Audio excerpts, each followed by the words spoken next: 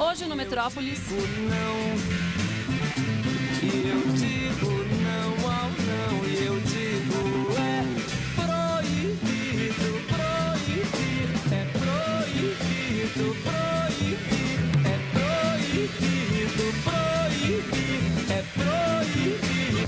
Isso aqui enche? Isso aqui enche barriga? Hein? Isso aqui enche barriga? Hein, seu merda? Hein? Esse aqui enche barriga? Isso aqui enche?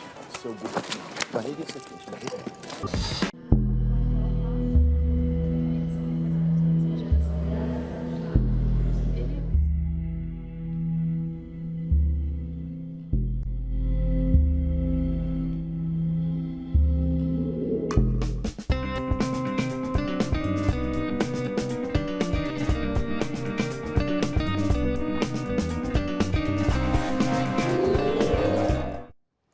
Um debate pôs fogo no mundo cultural essa semana. Nomes como Caetano Veloso, Gilberto Gil, Milton Nascimento, Chico Buarque, Erasmo Carlos e Djavan deixaram perplexos muitos dos seus fãs quando eles se mobilizaram pela proibição das biografias não autorizadas no Brasil. Liderados por Paula Lavigne, através do Procure Saber, o grupo ganhou as páginas da imprensa e das redes sociais. Para conversar sobre esse assunto, a gente recebe aqui no estúdio os escritores Maria Adelaide Amaral e Lira Neto e a jornalista Mônica Bergamo, que sofreu ataques pessoais da Paula Lavigne pelo Twitter. Então, boa noite. Obrigada por vocês terem vindo aqui para falar desse assunto. Maria Adelaide, a gente estava, antes do programa começar, a gente já estava aqui inflamada nas nossas discussões. Queria que você falasse a sua opinião sobre Porque quando essa tudo controvérsia estava toda. tão bem encaminhado, o Paulo Maluf, o Ronaldo Caiado e acho que Costa Neto sentaram em cima da lei e impediram que ela fosse à frente. Isto, vindo de quem veio, é de se esperar. Aliás, o surpreendente seria que eles liberassem, entendeu? Porque eles têm muito a esconder. Então, mas quando eu percebi que os artistas e gente desse jaez, como o Chico Buarque, que viveu a mordaça da ditadura, o Caetano, que gritou é proibido proibir, pregando, ou tomando a frase do Arthur, que é proibido proibir no momento em que a gente estava totalmente amordaçado. Então, quando você vê essas pessoas, o Gilberto Gil, essa gente que foi exilada, essa gente que sofreu na pele o horror da ditadura, tomando essa, sabe, se manifestando contra a liberdade de expressão, quando nós temos instrumentos legais, é o seguinte, a Constituição diz que a liberdade de expressão é garantida, porém existe o artigo do Código Civil e tal, que é por onde as pessoas escapam, foi por onde o Roberto Carlos impediu que a biografia dele fosse. Agora, quando você tem instrumentos que você pode, se alguém se sente difamado, que pelo amor de Deus processe. Mas o que acontece é o seguinte, este reino das biografias é um reino extremamente suado para o escritor e para o biógrafo. As pessoas levam 9, 10 anos para escrever uma biografia, viajam para não sei aonde, muito, no caso do Benjamin Moser, um investimento muito grande, do né? Do Mário Magalhães, que fez a biografia do Marighella, entendeu? Então, isso, quando ganham fortunas, eu conheço... Quer dizer, isso é um dos argumentos que eles usam, né? São dois, da invasão de privacidade, do direito a vida privada, a inviolabilidade da privacidade e também da exploração comercial do biografado, que alguns artistas estão dizendo que eles deveriam receber quando eles são o objeto da... O Lira Neto, que é biógrafo do Getúlio Vargas, pode contar um pouquinho da sua experiência? Você ganhou muito dinheiro com a sua... Olha, é impressionante esse argumento. É absolutamente insustentável. Primeiro pelo seguinte, uma coisa que precisa ser inserida nessa discussão é o seguinte, não se está se colocando apenas a classe artística em jogo. Né? O que pode se inviabilizar é a própria narrativa da história, é a própria historiografia brasileira que pode ser, de uma hora para outra, cerceada, porque não é simplesmente o biografado. O artigo 20 é genérico. Primeiro, ele não especifica que é biografia. E, segundo, ele não especifica que é artista. Então, qualquer pessoa, como a Maria Adelaide falou, qualquer político, qualquer pessoa pública que se sentir ofendida de uma narrativa qualquer, não necessariamente biográfica, de uma narrativa histórica, pode simplesmente pedir a censura prévia do seu livro. Sim. O que é absurdo. Ou seja... Eu estou estranhando até agora, sinceramente, por que os historiadores também não estão nessa discussão? Também acho. Porque os historiadores também estão diretamente envolvidos e prejudicados nisso. Porque, vamos supor que a Comissão da Verdade aponte um determinado sujeito como um torturador e comprove isso. O torturador pode chegar ao cúmulo de não só exigir que seu livro não seja publicado, como pedir royalties a você para escrever a biografia dele. Eu acho que foi o Mário Magalhães que deu fez uma comparação no blog dele, dizendo, então o Cabo Anselmo também vai proibir a biografia, vai ter que autorizar a biografia dele, vai poder dizer o que ele acha que deve ou não ser publicado numa biografia, uma possível biografia sobre ele. Eu tinha a intenção de, depois de biografar o Getúlio, fazer uma biografia, logicamente não autorizada, do Filinto Miller. Ou seja, o homem que foi o braço político da ditadura estado-novistas. Imagine se eu vou ter que pedir licença e permissão à família e pagar royalties à família do Filinto Miller para escrever uma biografia não autorizada do torturador do Estado Novo. Ou seja, é algo absolutamente esdrúxulo, insano. Quer dizer, nos Estados Unidos, por exemplo, que é o país que está sendo usado como exemplo, né? Quer dizer, você pode escrever uma biografia não autorizada, se for o caso, desde que a pessoa seja pública. Claro, né? Desde que haja um interesse público sobre essa pessoa, ela pode ser escrita por quem quer que seja. Eu acho que a minha impressão, que dá de tudo que eu estou acompanhando do bastidor dessa polêmica toda, é que esses artistas que se reuniram, primeiro eles entraram um pouco assim, sem muita reflexão nisso, porque na verdade isso surgiu de uma reivindicação, vamos dizer, classista deles por direitos autorais de músicas. O Roberto Carlos, quando foi chamado para essa associação, ele entrou e introduziu o tema das biografias. Os argumentos do Roberto são argumentos pessoais, que obviamente comovem qualquer pessoa, os motivos pelos quais ele não quer ver a sua vida invadida. E eu acho que ele acabou convencendo os outros a entrarem sem muita reflexão. Essa é a impressão que eu tenho. Agora, uma coisa que eu queria... Mas é estranho pensar que Caetano, é uma reflexão Chico... em cima, deixa eu só finalizar. Eu acho que é uma reflexão que eles tiveram em cima também das suas experiências pessoais. Agora, e muito em cima de como eles se veem. Eu quero falar o seguinte, eu trabalhei muitos anos em Brasília e antes de voltar para São Paulo, eu tinha uma impressão de que o poder é o poder político, o poder é o Maluf, o poder é o Lula, o poder é a Dilma. Quando eu vim para São Paulo e comecei a escrever essa coluna que eu assino na Folha, que ela tem uma dimensão, você pega o seu esquadro e faz assim, começa a olhar 360 graus, eu descobri que o Roberto Carlos pode ser mais poderoso do que a Dilma. O Caetano Veloso, ele fala, votem na Marina, e se não fosse, a Marina não botava ele na televisão. O Roberto Carlos pode convencer milhões de mães a comprarem leite em pó para suas crianças. Então, até onde vai também a dimensão privada de pessoas que têm esse grau, esse poder de influência tão profundo como essas pessoas têm na sociedade. Então, eu acho que eles se enxergam... Eu conversei com uma pessoa muito ligada a eles recentemente. A pessoa falou, você acha justo que a imagem deles seja explorada? Eu falei, engraçado, você os vê como produtos, vamos dizer, da indústria cultural. Ela dizendo a você isso? Falando para a pessoa. Eu falei, vocês se veem como um produto da indústria cultural. Sim. E vocês acham que as editoras querem explorar esse produto e não pagar nada? Eu os vejo como um interesse jornalístico. Claro. Porque é o que eles... Porque, Mônica... E outra coisa, eu acho que isso aqui você está muito certo. Eles não estão só legislando, o mundo não se resume à vida do Caetano Veloso ou do Roberto Carlos. Isso vai pegar todo mundo. Agora, falando nessa... Só queria perguntar para a Mônica, o que aconteceu com a Paula Lavigne? Para quem não acompanhou, para quem não tem Twitter, como eu não tenho Twitter também, eu já ouvi, assim, já de terceira geração, de terceira repassada da história. Eu quero aqui falar que eu jamais me importei com esse tipo de ataque. Eu acho que faz parte, é o ônus da profissão de jornalista. A gente está vendo aí o tweet que ela fez a você. Eu não entendi o que você falou. Eu não posso falar palavrão, então... O que você falou, Mônica? Deixa eu entender. Na verdade, é o seguinte, ela está contestando a Folha de São Paulo porque ela disse que ela conversou com a jornalista por telefone, a jornalista distorceu, então ela quer o áudio. Na verdade, ela deu uma entrevista por escrito, por e-mail. Falando do Procure Saber. Falando do Procure Saber, e a matéria foi feita em cima do que ela falou por escrito. Quando deu a confusão, parecia aquela coisa, pega ladrão, ainda, então, cadê a fita? Eu quero o áudio da repórter. Quando, na verdade, a matéria está correta, do meu ponto de vista, porque foi feita em cima do que ela escreveu. E ela se irritou com as colocações que eu fiz. Ela escreveu peço com 2 S's, e aí eu retuitei, ela não gostou e ela acabou fazendo isso. Agora, eu acho que é do ônus da minha profissão tem muitos bônus, é do ônus, e eu acho que é um pouco da natureza do Caetano e da Paula esse tipo de reação. Então, eu me recordo, só para fazer um contraponto que é curioso, quando eu fiz uma nota que não tinha nenhum erro sobre a Bethânia ter pedido dinheiro para o blog dela, fazer um blog de poesia e etc. E o Caetano, na defesa dela, um jornalista o contrariou com uma coluna, e o Caetano escreveu a seguinte pérola a meu respeito. Disse que eu era íntima, parceira, extracurricular desse jornalista.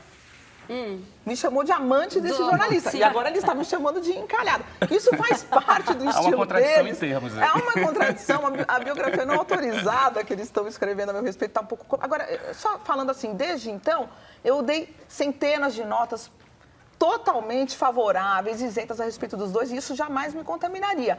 Mas é um argumento que mostra que falta argumento, né? Entendi. Agora, a gente tem uma declaração aqui do Benjamin Moser, que escreveu uma carta aberta ao Caetano, na Folha de São Paulo, justamente. Ele está em Frankfurt e, bom, entre outras coisas, ele diz naquela carta que foi publicada que a liberdade de expressão não existe para proteger elogios. Ele finaliza a carta pedindo ao Caetano que não seja um velho coronel.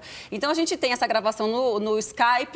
A conexão estava muito ruim, porque ele está lá em Frankfurt. Então, a gente teve até que legendar essa conversa. Vamos ver aí. Solta aí, por favor, o VT. Estou aqui em Frankfurt, promovendo a cultura brasileira no exterior, como eu venho fazendo há muitos anos.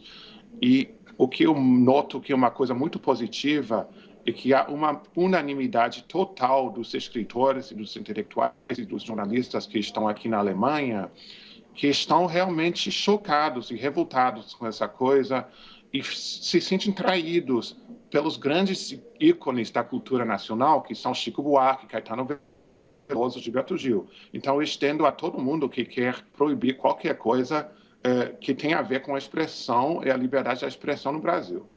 Eu garanto que, se a gente queria ficar rico, tem muitos outros caminhos mais seguros e um pouco mais lucrativos do que isso.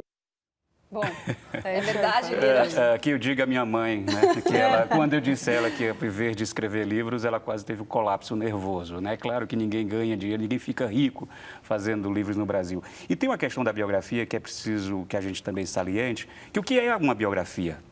Essencialmente, o que é uma biografia? É você tentar decifrar de que modo a dimensão da esfera pública dessa pessoa é impactada pela esfera privada, cotidiana e doméstica. E tentar ver de que modo essas duas dimensões interagem, de que formas elas atuam umas sobre as outras. Então, inevitavelmente, a biografia vai fazer essa arqueologia da vida privada do personagem. Não no sentido de simplesmente buscar o fofoquismo, como tem sido argumentado. É tão pobre esse argumento, né? E eu repito, o famigerado artigo 20, ele inviabiliza não só a escrita biográfica... O artigo 20 do Código Civil, que diz que contradiz a Constituição. Exatamente. Né? Inclusive, foi com base nisso que o Sindicato Nacional dos Editores de Livros entraram com uma ação direta de inconstitucionalidade no Supremo para dizer que o artigo 20 é inconstitucional, portanto, vamos derrubá-lo. Então, a partir disso... O procure saber, que melhor adequado seria o procure não saber, ou o procure esconder, que seriam títulos muito mais adequados para esse grupo, se revoltou contra a mobilização dos intelectuais, dos jornalistas, dos biógrafos. Agora, a própria narrativa jornalística, o próprio exercício cotidiano do jornalismo fica sob ameaça. Claro. Sim. Porque se alguém se julga, né, atacado na sua honra e se sinta ofendido pessoalmente por uma determinada matéria, ele pode pedir... Eu queria fazer o papel de advogado do diabo, e colocar um argumento... Como proteger a privacidade dessas pessoas? Porque uma coisa é o seguinte, que o que eles dizem é que a justiça brasileira é muito morosa. Então, quer dizer, que uma vez que aquilo se espalhou, você não tem como recolher. Né? Até a justiça recolher os livros, até a coisa... Aquilo lá já foi. Então, eu quero saber... A internet faz esse papel, não faz? O quê? De disseminar, de divulgar... As redes sociais também, de coisas totalmente inverídicas. Ninguém é louco de fazer uma biografia sobre alguém que não esteja absolutamente calcado em documentos. E nenhum editor é louco, porque os editores morrem de medo. Toda vez que... Porque eles são responsáveis. Por exemplo, toda vez que eu propunha uma minissérie na Globo baseada em personagens da vida real, eles ficavam assim. Eu ia de familiar em familiar, tentando obter, porque eu sabia que na hora que se o jurídico entrasse diretamente, ia colidir, não ia dar certo. Então, eu preferia ir de pessoa, de familiar em familiar, e explicar aquilo que eu pretendia, aquilo que eu queria. E é o seguinte... E você teve problemas já, Maria Adelaide, iniciativa era minha e em nenhum momento a Rede Globo disse: você vai fazer uma minissérie sobre o JK, você vai fazer uma minissérie sobre os modernistas. De maneira sobre nenhuma, a Dercy proposta era Gonçalves. sempre... A Dercy, eu fiz a biografia da Dercy, que foi publicada em 1993 ou 94, a pedido dela. Ela me conheceu numa festa, ela achou que eu falava palavrão direitinho e ela falou: finalmente Estava achei, adequada para fazer a finalmente biografia. achei uma pessoa para escrever. Então, ela me pediu. E no caso da Dercy foi o seguinte: como o Boni me pagou para escrever essa biografia, na hora da percentagem, eu falei: é justo que ela vivia daquilo, né? Eu falei: é justo, eu fiquei só com 2%. O resto era então, dela. no caso, a Dercy houve uma divisão com Não, mas porque eu quis, por biografada. iniciativa minha. Porque eu me senti ressarcida do meu custo quando o Boni me pagou um adiantamento. Entendi. Eu falei: não, tá tudo certo. E depois era uma questão afetiva ali. Agora, que tem uma diferença muito grande, uma diferença do Lira, que fica 6 anos, 8, 9 anos pesquisando, viajando de cá para lá. É diferente. Isso ali era uma biografia assim, era eu e ela, era Ou outra relação. o próprio Benjamin Moser ou o Mário Isso, Magalhães. O Mário isso. Magalhães, ele escreveu no blog dele, logo depois dessa confusão toda, dizendo que quando ele abriu mão do salário dele de jornalista, ele fez uma conta no papel que ele ganhou 85% a menos do que ele ganharia Dentro da redação. na redação. Quer dizer, e durante 5 anos que ele abandonou totalmente o jornalismo e 9 anos em que ele escreveu, nos totais que ele ficou escrevendo a biografia. Colocar um pouco dos argumentos deles, assim, só para a gente debater também, até para trazer um pouco. Claro, Por exemplo, um claro. caso que eles citam e que os impacta muito, e é um caso impactante, é o da Glória Pérez. A filha Sim. dela foi assassinada, o assassino foi preso, ficou pouquíssimo tempo na cadeia e tentou escrever uma biografia sobre a filha dela, contando. E ela conseguiu ir à justiça com base nesse código e conseguiu impedir. Claro que é um caso dantesco, né? Claro. Mas aí o que eu imagino é aquela pergunta que a pessoa faz: um ladrão entra na sua casa, mata todos os seus filhos na sua frente, você não mata ele? Sim, você mata ele. Mas o raciocínio para a esfera pública e para as leis do país, ele não pode ser esse raciocínio tão ligado a esse caso concreto. Mas esse é um caso. Quer dizer, como é que você consegue impedir isso? É uma questão também para se pensar. Eu acho que o lado deles não tem argumentos totalmente ilegítimos. Não, né? Isso eu ia mas- perguntar. O que há de justo na argumentação do Procure Saber? Como Eu acho que o remédio conseguir um talvez meio esteja termo mal. entre pedir autorização para as biografias e proteger uma esfera que está Eu mais acho que para o privado? eu acho que esse termo, esse meio termo, já está estabelecido juridicamente. Você acha que já, Lira? a indenização por danos morais. Eles se queixam que a justiça é morosa. É morosa A mesmo. justiça é morosa, sim, Morosa, mas foi sim. tão ágil para tirar o livro do Paulo César do Roberto Carlos verdade. das livrarias. Né? A justiça é morosa no Brasil? É sim, mas foi tão ágil para impedir a publicação, por exemplo, de uma biografia do Lampião, porque a neta do Lampião se sentiu ofendida a imagem do avô tinha sido maculada. Ou seja, essa mesma justiça, que é morosa para uma série de questões, é Ela muito é- rápida Exatamente. nesse sentido de impor uma censura oficial a biografias não autorizadas. Né? Então, essa é a questão que a gente precisa discutir. Até que ponto realmente a justiça tem sido morosa? O livro do Paulo César de Araújo foi tirado da livraria rapidinho. Sim. Ou seja, então tem uma outra espécie de poder, que é aquele poder a que você se Claro, referia, que você- né, que consegue agilizar e que consegue passar, fazer Pelo impacto público. Pelo impacto público que aquelas pessoas, ao ponto de, por exemplo, de você encontrar em determinadas situações, como foi o caso do Paulo César, o juiz pedindo autógrafo ao Roberto Carlos durante a audiência, né, que proibiu o livro do Paulo César. Então, isso são questões que E precisam a ser questão discutidas. do juiz também, você vê, a cabeça de juiz é meio complicada, porque vamos em relação à ocupação da USP. Um negou a USP Leste. A USP Leste, não. Tem que tirar mesmo, entendeu? Então, cada pessoa diante do mesmo, cada juiz diante do mesmo caso, eles decidem. Não, mas a de própria maneira lei diferente. brasileira, porque se a Constituição diz uma coisa e o Código Civil diz outra... É uma esquizofrenia. Como É uma faz? esquizofrenia total. Agora, eu, trazendo uma onde é que- informação e não opinião, eu tenho uma impressão, porque esses dias eu falei com ministros do próprio Supremo Tribunal Federal, que é uma questão muito difícil de ser aprovada no Supremo Tribunal Federal. E que essa luz que acabou sendo jogada pela adesão desses artistas, quer dizer, era uma questão que se ficasse parada, eles ganhavam? Eles jogaram uma luz que talvez, por incrível que pareça, tenha sido um tiro Mônica, no pé e dificulte. Eu acho que aí você a falou tudo. aprovação. Todo esse fuzuê, todo esse salamaleque todo ajudou a trazer essa discussão Sim. para o público e ajudou talvez a mostrar o trazer essa absurdo, contradição à mostrar o tona, né? absurdo da situação, E fazer mostrar as que existe essa pessoas- contradição, mas que o Código Civil se opõe frontalmente ao que diz a Constituição, promoveu esse debate público, como o Procure Saber, representado pela sua porta-voz. Ele não teve, como diz a Mônica, argumentos suficientemente sólidos, escambando, às vezes, para grosseria, para falta de educação, para destratar as pessoas. Mostrou um pouco, como você bem disse, que essa discussão não está amadurecida do outro lado. Aliás, eu só queria fazer um comentário aqui, que nós convidamos tanto o Djavan quanto a Paula Lavigne, os dois recusaram o convite para participar aqui do programa por questões de agenda e tal, mas só para constar que nós convidamos e que Eu a acho gente que gostaria muito que eles estivessem aqui para debater esse assunto Esses 4 junto com a gente. ícones, assim, na verdade, é o que consta, não tem ninguém tentando fazer biografia não autorizada deles, nem do Aliás, Djavan, o nem que falta dizer sobre eles? do Roberto Carlos, sim. Mas eu acho que eles têm também essa coisa de, ao longo da vida, ter tido várias declarações que foram distorcidas, várias notícias que foram são inventadas. pessoas que experimentaram na pele. Sim, sentiram muito na pele, Sim, né? O Chico a Buarque, difamação, digamos Sim, assim. eu acho que é do isso. ofício. Eu não Isso tô- vive acontecendo.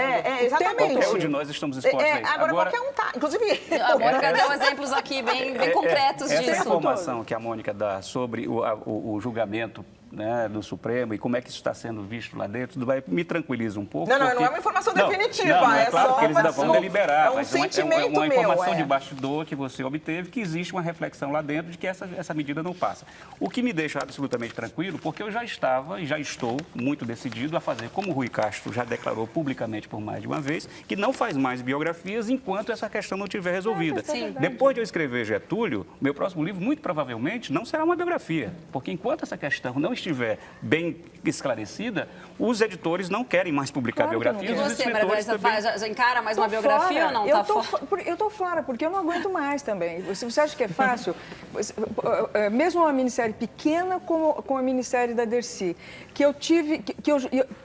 que todo mundo sabia que a Dercy tinha me pedido a biografia. Mesmo assim, eu tive que pegar e ir lá pegar a assinatura de todo mundo e ainda falar, olha, toma cuidado para não falar sobre isso, sobre aquilo, sabe? É muito chato, eu não quero mais isso, entendeu? Ou eu vou para o século XVII, século XVIII, século Pega uma pessoa já século bem XIX, morta, de bem preferência. enterrada, bem Eu me lembro longe. que quando eu propus a Casa das 7 Mulheres, o Manuel falou assim, toma cuidado, eu falei, mas o Bento Gonçalves já morreu há não sei quanto. Morreu Mas a em Mauri Del Priore teve 1850, problema com os herdeiros lá do assassino do Euclides da Cunha, ou seja, não era uma coisa... Exatamente. Aí ele falou assim, não, mas a gente não sabe. Eu falei, não acredito. Felizmente deu tudo certo, entendeu? Agora, a gente fala dessa coisa que eles foram vítimas disso, Chico, todos eles já foram, mas os ministros do Supremo também já. Isso que eu estava conversando com o ministro do Supremo ao longo do julgamento do Mensalão, tanto quem votou a favor dos réus, Sim. como quem votou contra, foi massacrado. Foi, É verdade. exatamente. O Celso de Mello, recentemente, Bom, falou isso, então. Ossos do ofício. Então, isso, olha, o ônus, porém, os ministros do Supremo não podem sair defendendo fechamento de blog e de revista. Claro. Né? Gente, muito obrigada pela presença de vocês, por terem vindo aqui discutir esse assunto tão contundente, tão espinhoso. E obrigada mesmo. E a gente continua com Metrópolis. Bom, em 1966, ele recebeu o principal prêmio da Bienal Internacional de Veneza. Quase 50 anos depois, a obra do argentino Júlio Leparc continua super atual. Outra coisa que não mudou foi a obsessão do artista em se conectar com o público. Na exposição que chegou recentemente em São Paulo, Leparc convida o visitante a uma experiência sensorial. Vamos ver? 60 anos de busca contínua transformaram Júlio Leparc num mestre em tocar as pessoas com sua arte. Todo o processo criativo desse argentino que vive há décadas na França começa e termina no público. El público en general es la parte ausente dentro de la creación artística contemporánea. Una de las preocupaciones es ver de qué manera podía crear una relación directa con el público sin pasar por los intermediarios. Leparc é um dos principais nomes da arte cinética, que se traduz em obras quase vivas e que conquistou seguidores de peso na América Latina, como os venezuelanos Rezo Soto e Carlos Cruz Dias e o brasileiro Abraham Palatinic. Es un revolucionario que siempre sigue tratando de encontrar nuevas formas de incorporar a gente. A necessidade de estimular as pessoas levou Júlio Leparc a fundar um coletivo de artistas. Isso nos anos 60, em Paris. O grupo ficou conhecido por promover encontros diretos com o público fora dos museus e galerias. Não se tratava de sacar uma obra de um museu e pô-la em espaço público, sino de criar experiencias que pudieran crear esa interrelación con la gente. Un día en la calle, en ese caso fue en la calle de París, desde las 8 de la mañana hasta la medianoche haciendo experimentaciones en diferentes lugares de la ciudad, pero no para mostrar el arte, sino para ir creando una relación con la gente. Y además de eso hicimos una encuesta para ver cuál era la opinión de la gente en general, de la gente de la calle, sobre la creación contemporánea, sobre el arte de los museos. El público era un elemento dejado de lado, si es solicitado, responde muy bien, tiene una gran capacidad de observación, de ver, de comparar. Y cada vez que nosotros hemos muchos ensayos en ese sentido, la reacción de la gente ha sido muy buena. Mismo escribiendo la gente sobre lo que ve, sobre lo que se le propone, y en algunos casos son mucho mejores que las que pueden escribir algunos críticos de arte. Aquí en San Pablo esta galería pues dará acogida a esta obra que tiene un diámetro mayor que las otras que he hecho antes, y ese diámetro mayor permite una relación diferente con el público. Es una oportunidad de que ese tipo de trabajo que nunca lo hice en esas dimensiones.